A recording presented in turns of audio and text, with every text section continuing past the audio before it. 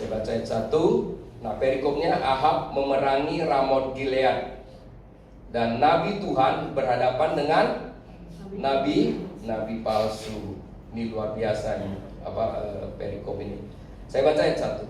3 tahun lamanya orang tinggal tidak aman, dengan tidak ada perang antara Aram dan Israel.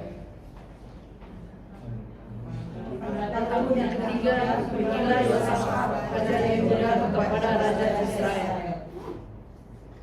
Berkatalah raja Israel kepada pegawai-pegawainya, tahukah kamu bahwa Ramot Gilead sebenarnya milik kita, tetapi kita tinggal diam saja dan tidak merebutnya dari tangan raja negeri Aram. Lalu katanya kepada Yosafat, maukah engkau pergi bersama-sama aku untuk memerangi Ramot Gilead?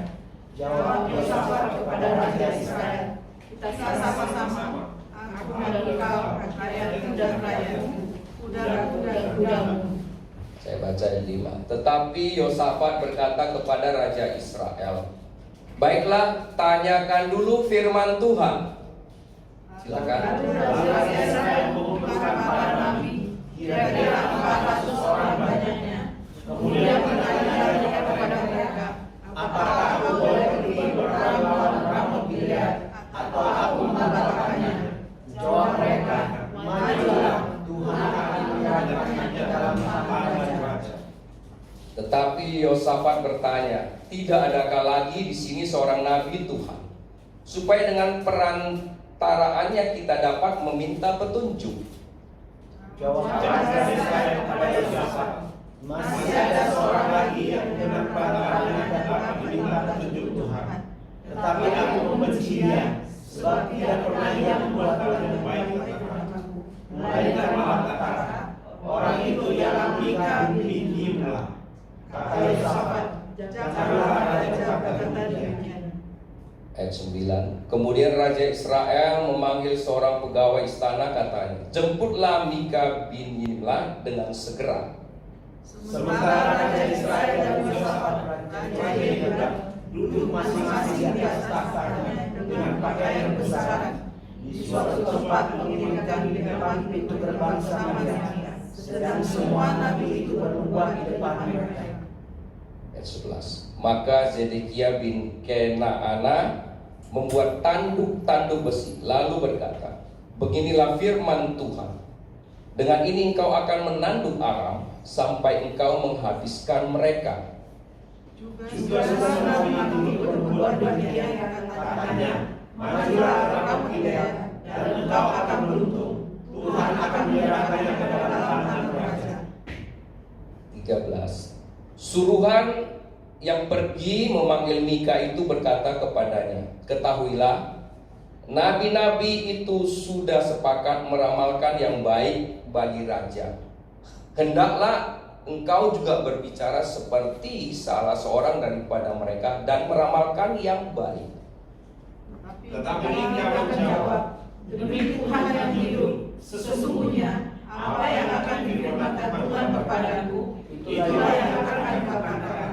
Ya, luar biasa ya. Kita baru baca 14 ayat, di mana rencana seorang raja untuk memerangi satu daerah, artinya untuk menguasai kembali area itu, dan dia mengajak raja dari Yehuda, yang mana di sini disebutkan namanya Yosafat. Ayat pertama ini jelas sekali dikatakan 3 tahun lamanya orang tinggal aman dengan tidak ada perang antara Aram dan Israel. Padahal kondisinya Israel dengan Aram itu tidak ada apa-apanya. Artinya mereka hidup damai, akur-akur saja, tidak ada perang saat itu 3 tahun. Tetapi timbullah keinginan Raja Ahab ini untuk merebut kota Ramot Gilead ini. Dan untuk pergi berperang, Raja Ahab ini kelihatannya tidak berani berperang sendirian. Dia mengajak siapa? Raja Yosafat. Nah, tetapi di sini kita bisa melihat ada perbedaan yang besar antara raja yang takut Tuhan dengan raja yang tidak takut Tuhan. Demikian juga hidup kita kadang-kadang. Kadang-kadang kita merasa kita takut sama Tuhan, kadang-kadang kita tidak merasa takut sama Tuhan. Nah, Ahab ini suka melakukan hal-hal yang di luar daripada rencana Tuhan. Contoh, waktu dia kepengen kebun anggurnya Nabot, iya kan? Dengan segala cara kemudian dari istrinya merekayasa sehingga dia mengambil alih kebun Nabot itu. Demikian juga Ahab ini juga membuat bangsa Israel kembali menyembah berhala. Jadi ada banyak hal yang dilakukan oleh Raja Ahab ini tidak menyenangkan hati Tuhan sebenarnya. Dan di dalam kehidupan kita kadang-kadang kita juga bisa seperti itu, ya. Ayat-ayat yang kita baca ini supaya kita bisa merenungkan, supaya kita berjalan di dalam jalannya track yang Tuhan. Gambarannya tadi dua raja, ya.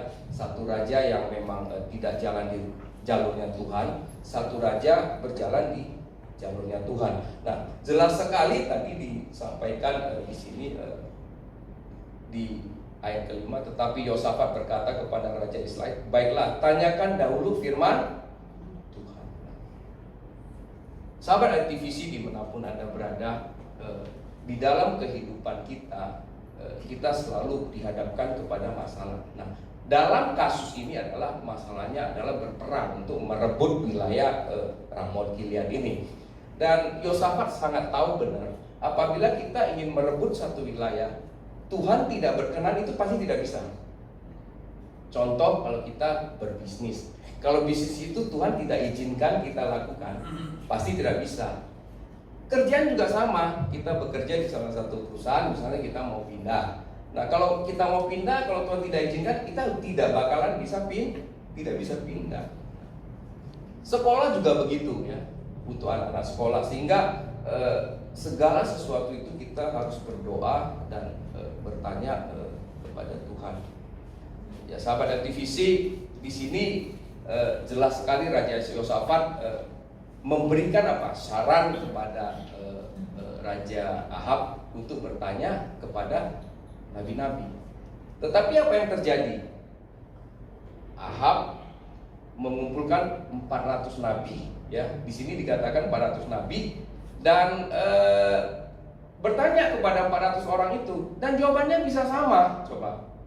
Artinya apa? Artinya ya, nabi-nabi ini tidak berbicara atas nama Tuhan, berbicara atas nama diri sendiri. Nah, saya punya pengalaman seperti ini.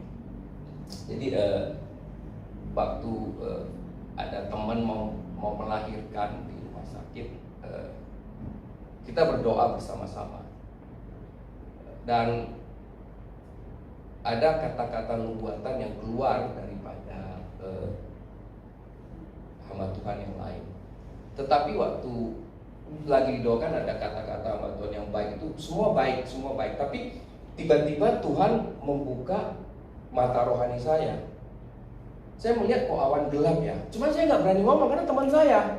Itu juga salah saya nggak berani ngomong. Karena waktu itu masih belum hamba Tuhan, masih biasa aja, masih pelayanan biasa. Dan saya lihat awan gelap, ini nggak benar. Kalau awan gelap, berarti ada sesuatu yang nggak benar. Tapi dari hamba Tuhan sana menubuatkan yang bagus. Saya terdiam, terus giliran saya doa, ya saya doa sesuai dengan apa yang saya lihat, tapi dalam konteks yang halus. Jadi kata-katanya halus. Kalau Bu Kartini bilang, Pak Gem ini kalau ngomongnya halus sekali, ya. Karena saya nggak mau, karena itu teman saya ngomongnya halus banget. Dan singkat cerita benar, begitu lahir masalah bayinya. Nah, itu awan gelap itu yang saya pernah lihat. Ternyata itu terjadi di zaman yang sudah sekian ribu tahun lalu. Ada nabi-nabi palsu yang bisa bernubuat untuk menyenangkan telinga raja, karena mereka takut sama raja.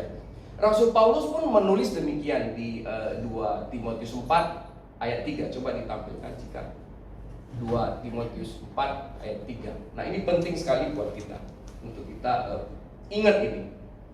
supaya kita jangan dengar yang enak-enak aja. Nah, ini kita baca sama-sama. 1, 2, 3. Karena akan datang waktunya orang tidak dapat lagi menerima ajaran sehat, tetapi mereka akan mengumpulkan guru-guru menurut kehendaknya untuk apa? Memuaskan keinginan telinganya. Hati-hati. Ini terjadi ribuan tahun yang lalu, sebelum Tuhan Yesus lahir. Ini udah masa Natal nih, bulan Desember. Ini udah lama sekali sebelum Yesus lahir, ribuan tahun yang lalu. Yesus lahir aja sampai sekarang sudah 2000 tahun. Ini lebih dari 2000 tahun, zaman raja-raja, ya. Dan itu sudah terjadi. Orang akan mencari apa?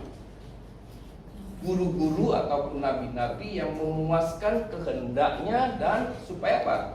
Telinganya enak di mendengarnya. Apabila tidak enak, maka dia akan apa? Berontak, berseberangan dengan orang-orang tersebut. Nah,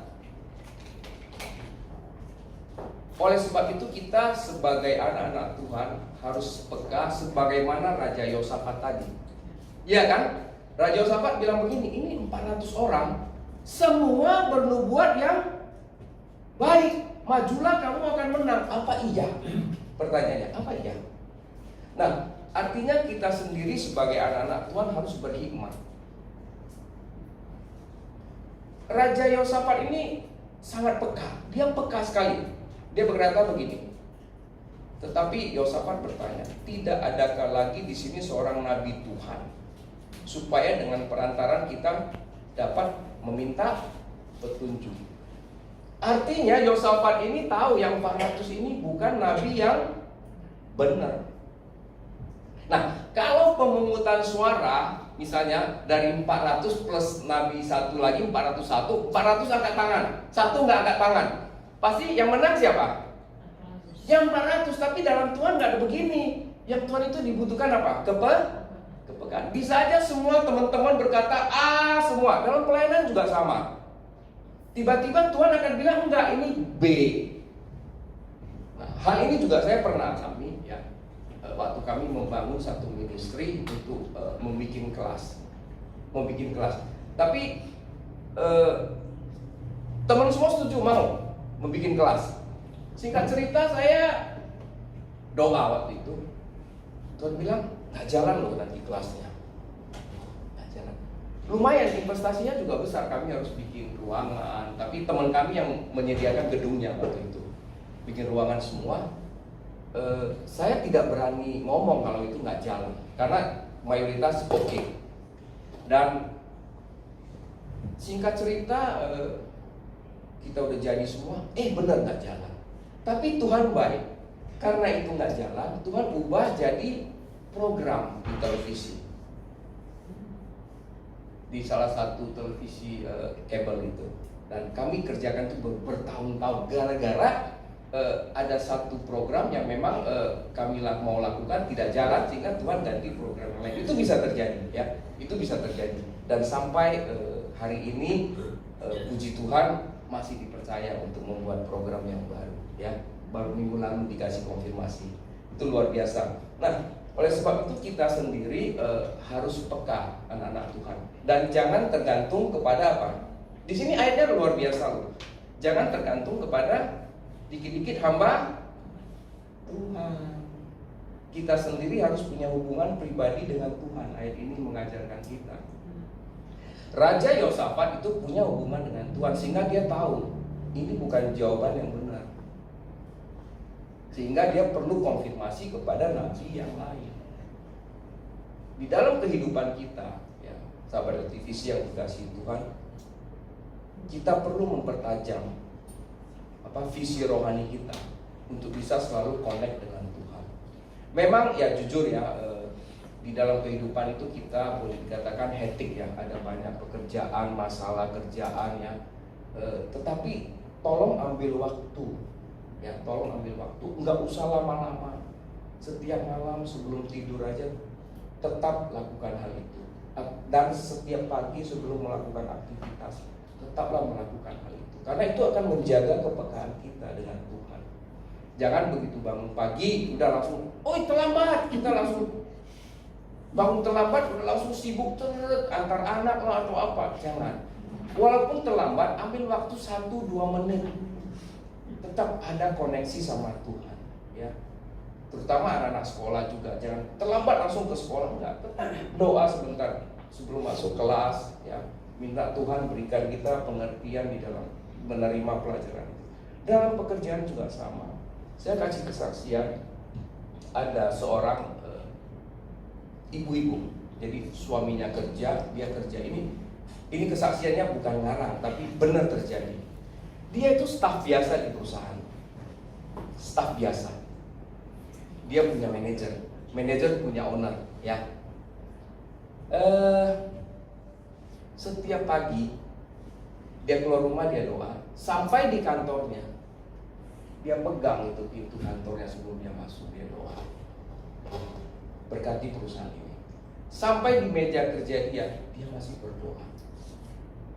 Bukan pengurus gereja, bukan pelayan Tuhan, tapi jemaat biasa di gereja. Itu yang dia lakukan.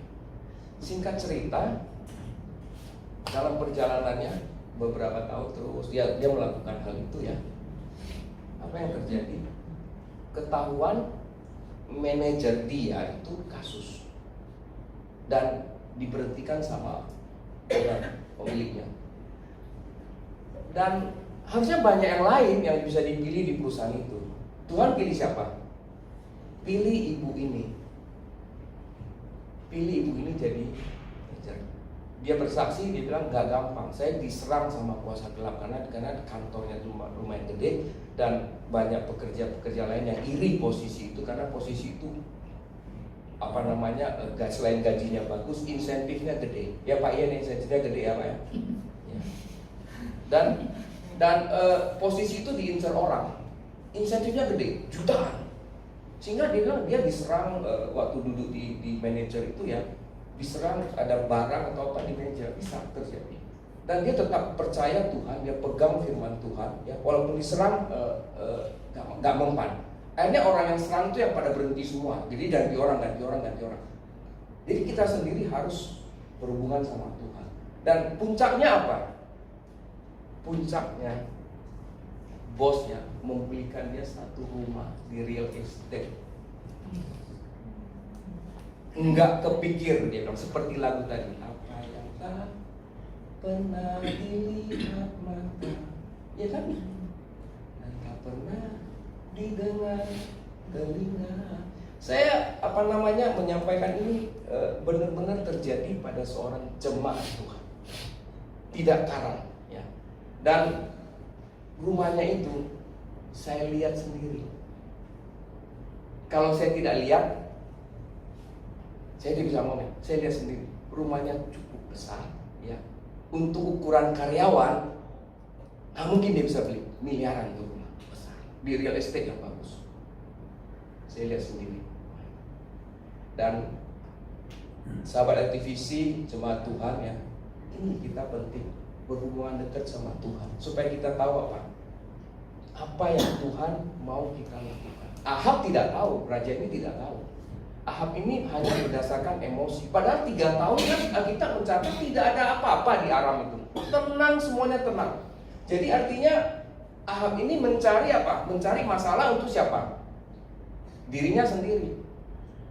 Mencari persoalan untuk dirinya sendiri. Dan dia tidak pernah melakukannya, tidak yakin untuk melakukannya sendiri, bukan tidak pernah, tidak yakin melakukan dengan diri sendiri. Dia ngajak Raja Yosafat ini. Nah, sahabat divisi yang dikasih Tuhan, singkat cerita, Raja Ahab mau nggak mau memanggil nabi tadi yang namanya Mika bin Yimla. Tetapi diberikan pesan sponsor sebelum datang bernubuat. Sering terjadi nggak? Sering, ya kan? Kalau dapat hamba Tuhan yang bisa bernubuat, Pak, bernubuat yang baik-baik ya. Tapi jangan begitu. Tapi di sini nggak ada tempat lain, ya. Oke. Di sini nggak ada. Di tempat lain, ya.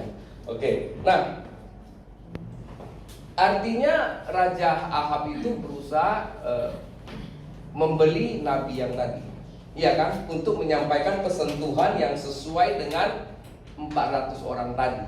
Ya istilahnya kalau dalam kasarnya itu beli suara, iya kan, supaya suara nabi ini bisa dibeli. Tapi kan akhirnya tidak bisa kalau yang demikian. Ya, dia kan berkata apa adanya, ya kan. Nah, semua nabi berkata engkau akan menghabisi kerajaan ini, Aram. Tapi faktanya Mika bernubuat lain. Nah, waktu Mika ini terpengaruh loh. Kenapa? Kan di ayat 3 dia ketahuilah nabi-nabi itu sudah sepakat meramalkan yang baik bagi raja. Hendaklah engkau juga berbicara seperti salah seorang daripada mereka dan meramalkan yang baik. Mika sebenarnya sudah terpengaruh waktu itu. Dan akhirnya apa? Mika meramalkan seperti yang 400 tadi. Itu di ayat berapa tadi kita baca? Ayat 15. Tadi kita baca sampai 14. Ayat 15 begini. Setelah ia sampai kepada raja, bertanyalah raja kepadanya, Mika, apakah kami boleh pergi berperang melawan Ramot Gilead atau kami membatalkannya? Nah, sempat juga Mika terpengaruh. Iya kan?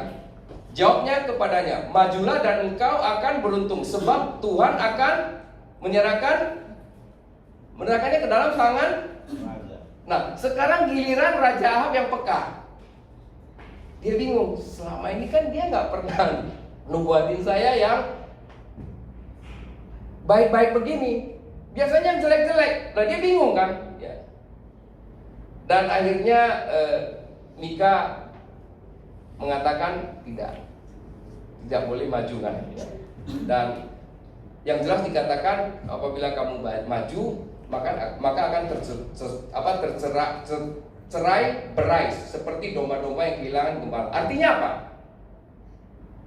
Artinya Ahab mati. Kan ayat selanjutnya lah, kita nggak baca karena panjang.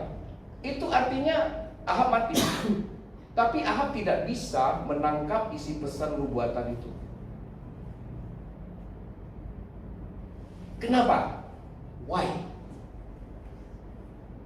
Padahal jelas sekali di ayat 17 yang lalu jawabnya, telah kulihat seluruh Israel tercerai berai di gunung-gunung seperti domba-domba yang tidak mempunyai gembala. Sebab itu Tuhan berfirman, mereka ini tidak punya Tuhan. Baiklah masing-masing pulang ke rumahnya dengan. Padahal gini, Ahab ini disayang Tuhan. Ahab ini disayang Tuhan. Mika udah mengatakan yang sebenarnya. Domba-domba tercerai berai. Artinya Ahab sendiri akan kalah di pertempuran itu dan dia akan mati. Tetapi karena apa? Emosi, amarah, gengsi, dia tidak mau mendengarkan itu. Akhirnya mereka pergi nggak berperang. Alkitab mencatat mereka pergi dengan Yosafat. Kalau kita baca itu mereka pergi. Nah, seseorang yang punya ambisi besar atau emosi yang besar itu harus hati-hati. Dia tidak bisa mendengar dengan jelas pesan Tuhan. Ini buat kita sangat penting. Mika mengatakan domba-domba Israel akan tercerai berai. Artinya kan udah gembala nggak ada, raja nggak ada ini, pasti meninggal. Dia nggak bisa menangkap bahwasanya kalau dia maju, dia gagal, dia mati. Tertutup pikirannya, tertutup mata rohaninya si Ahab ini, nggak bisa melihat sama sekali. Ya. Nah, sahabat divisi yang dikasih Tuhan, ini penting sekali buat kita. Kita harus bisa memahami firman Tuhan yang kadang-kadang itu sampai kepada kita. Lewat mana aja. Firman Tuhan itu sampai ke kita bisa lewat pendeta, bisa lewat kita baca Alkitab, bisa lewat teman, bisa lewat sekarang WhatsApp, macam-macam yang kita lihat. Jadi kita harus peka sama Tuhan. Kita sendiri sebagai jemaat itu harus peka, ya. Dan harus tahu pesan-pesan Tuhan yang diberikan kepada kita. Ahab tidak mengerti. Dan dia pergi tetap maju berperang. Dan kalau kita baca seterusnya, Ahab ini bukan orang yang setia kawan. Kalau kita baca seterusnya, kenapa dia bilang, Yosafat, kita maju ya, confirm ya, walaupun Mika mengatakan kalah, ya kan, dia nggak bisa baca. Apa yang dia lakukan terhadap Raja Yosafat? Kamu pakai baju kerajaan, aku tidak. Artinya apa? Kalau dalam perang itu yang dicari siapa? Raja. Dia dalam perang supaya apa? Yang mati siapa? Yosafat. Tapi nubuatannya Mika, dia mati. Dia mau ganti loh. Artinya apa? Dia mau tukar kematian dia dengan kematian siapa? Yosafat. Pintar nggak orangnya? Benar, lihai nih sahabat dan divisi. Licik. Dia bukan nggak mengerti nubuatannya tadi yang saya katakan. Dia mengerti, tapi dia mau tukar, dia mau jadi Tuhan. Benar nggak kadang-kadang kita mau jadi Tuhan sahabat dan divisi? Ayo renungkan. Benar nggak kadang-kadang kita yang mau jadi Tuhan? Kita yang mau atur Tuhan, bukan Tuhan atur kita. Ya. Ini serius. Ini kisah antara Ahab dan Yosafat ini banyak yang kita bisa dapat. Kita suka atur Tuhan. Gini, Tuhan, aku mau kerjaanku yang begini misalnya. Tuhan, aku mau istriku nanti atau pacarku yang kayak begini, ya kan? Aku mau rumahku yang begini. Aku mau. Tidak ada yang Tuhan mau. Si raja ini, Raja Ahab ini saking liciknya, sahabatnya yang dikorbankan, bayangkan. Sahabatnya yang dikorbankan. Tapi karena Yosafat ini kan takut Tuhan. Iya kan? Takut Tuhan, dengar firman Tuhan, melakukan kehendak Tuhan, walaupun mau dikorbankan tidak bisa. Kenapa? Begitu pasukan itu melihat itu, dia pakai pakaian raja, dikejar kan? Tapi begitu dekat, itu bukan Ahab. Tuh, hebat nggak? Dia bukan Raja Ahab. Bisa balik tuh pasukan. Harusnya dia udah mati tuh si Yosafat. Tapi karena pasukan dari Aram itu melihat dia, bukan Raja Ahab. Dan apa yang terjadi? Seorang pasukan sembarang menarik apa? Panah. Tuh, hati-hati loh. Sembarang menarik panah, kena nggak? Kena. Padahal kan kalau perang itu kan harus apa? Tepat kan? Artinya nubuatan daripada Mika ini tepat. Bangsa Israel akan apa? Kehilangan gembalanya. Domba tercerai berai di mana-mana. Nah, dalam pertemanan ini kita bicara pertemanan. Sering nggak ketemu teman, kadang-kadang bisa kita sebagai teman dikorbankan.